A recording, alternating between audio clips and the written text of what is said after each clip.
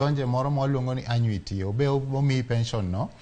Annuity ni en gima osingre ni obro chuli dwe ka dwe tekre ni pod ingima.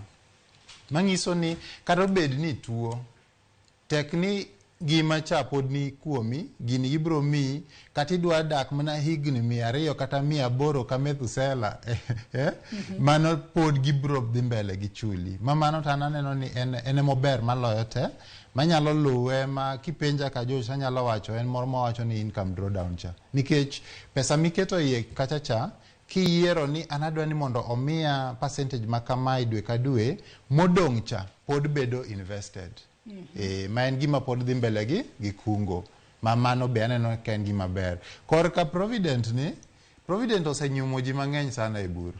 Nikech ing'e ni ok ing'ie pesa mang'eny. To seche moko ber kata bilion achiel to miyi go nyadichiel. Ero.